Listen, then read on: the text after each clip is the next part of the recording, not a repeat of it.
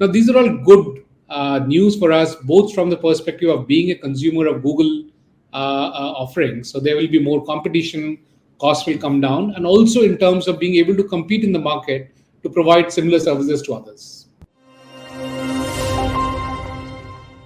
Welcome to Strat News Global. I'm Surya Gangadharan. This is a short look at a news report that came out about the US Justice Department going forward to break up the tech company Google. Rather, the tech company is Alphabet and Google is a subsidiary.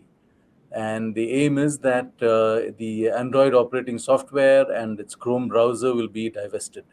So, what does it mean actually? I have with me Jaijit Bhattacharya. He is a digital. He heads a digital policy think tank, and we have seen him on Strat News Global before. Jaideep, welcome. Very quick question to you. What does this mean?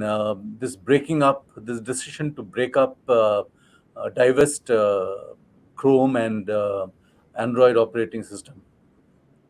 See, the allegation, Surya, has been that Google has a monopoly in the digital space.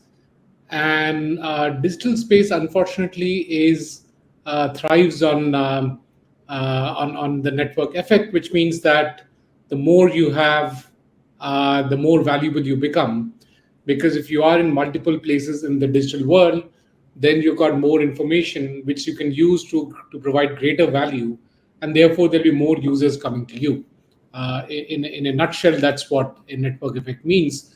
Now, if you look at this specific case, the search engine of Google is driven by lots of data. So if you are using the Chrome browser, Google has got more information about you, so that Google can guess what is it that you're looking for. So if you put a search on Endeavor, or let's say Everest, are you searching for Everest the hill, or Everest the person, or Ford Everest as a car, and so on and so forth? There's a context to it. But you will see magically you get what you're looking for because Google knows what you're looking for. And so every time you use Chrome, Google gets more information about you. Similarly, every time you use an Android mobile phone, Google gets more information about you. The point is, so what? I mean, others can do the same thing.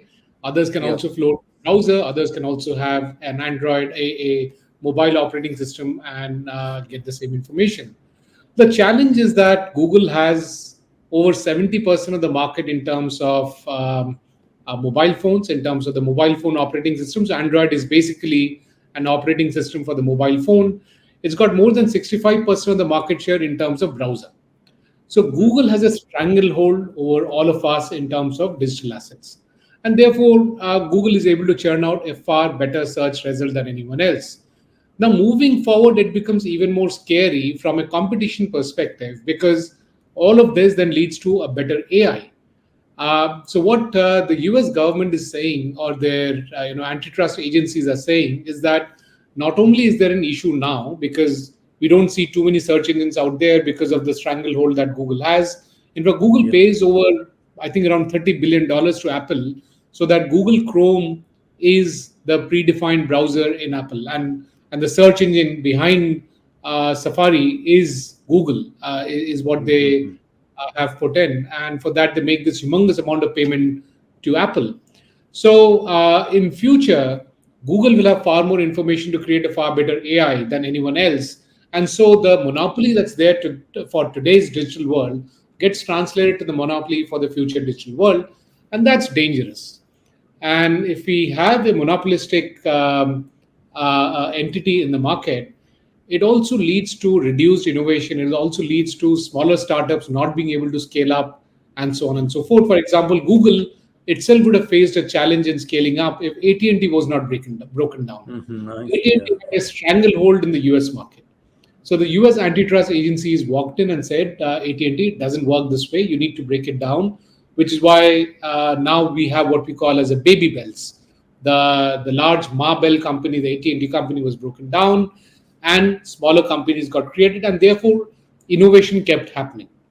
It is in a way a constructive destruction that happens, which we as Indians know very well. It's part of our understanding that constructive destruction is important. That's what Lord Shiva is all about. So that's really what's happening from the Google perspective. Yeah. So assuming that this goes forward and the divestment actually happens, it means Chrome and the Android thing are all available for everyone, or how does it work? No, not necessarily so. So look, Android anyway is open source in that sense, but it has got the copyright of the name Android and so on and so forth, right? And if you need support, you have to have Google involved in any realistic commercial application of Android. So will it be available freely to everybody? No, not at all. All that it means is that Google will not have control over Chrome or over Hmm. Android. So they will become separate companies. So Google, in terms of a search engine, will be at par with any other search engine. Right now, Google has a tremendous advantage compared to, let's say, DuckDuckGo or many of the other search engines that exist out there, because they don't have access to this enormous amount of data that Google is able to get access to. So what will essentially happen is that Chrome and Android will move into two different companies with two different ownership, two different management, with no linkages back to Google, and therefore data Hmm. from these companies cannot necessarily go back to Google, or even if it goes to Google, it will be on a at par with anyone else. So therefore, they will be able to sell the data to, let's say, DuckDuckGo and other search engines. So that's essentially what it means. Hmm. And what impact over here? Does it impact on India at all? That's a very interesting question because let's take the example of AT&T breaking down. That was in the 80s, 82, 83. That was when AT&T broke down. That led to another or a host of US companies coming up. Right? It's almost like when an Amazon tree falls, there are new trees that come out in the bottom because sun rays starts falling in. Now, if it's only US which had dominance over tech, then it will be advantageous to US because if this breakup happens, other US companies will be at par. There'll be more Googles coming out in that sense. But the world has changed since then. China is a significant tech player, and India is a emerging tech player in that sense. I'll not consider the services industry to be really tech industry, but we are emerging as a serious tech player. So in a way, it's good news for Chinese and Indian technology industry because there will be breathing space for our companies to grow faster and get into spaces where Google was dominating.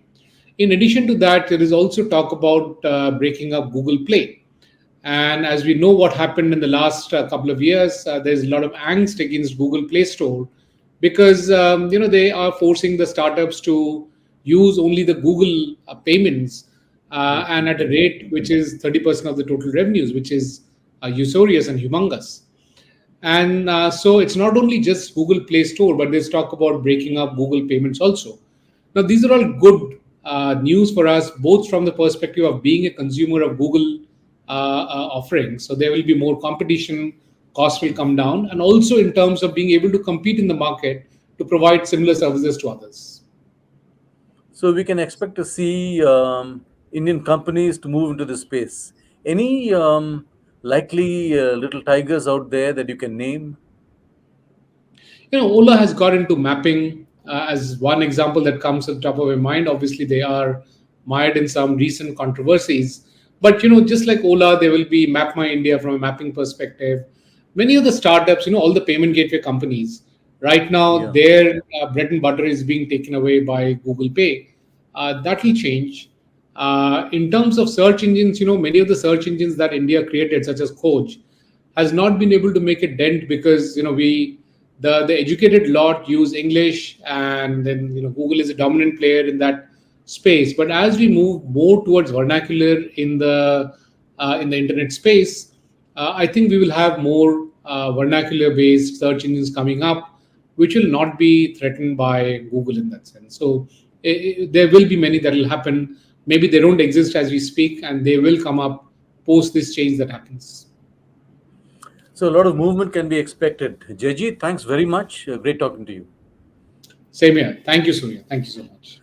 That's all we have for you on this little broadcast, just to keep you updated on the tech developments going on in the international market. Thanks very much.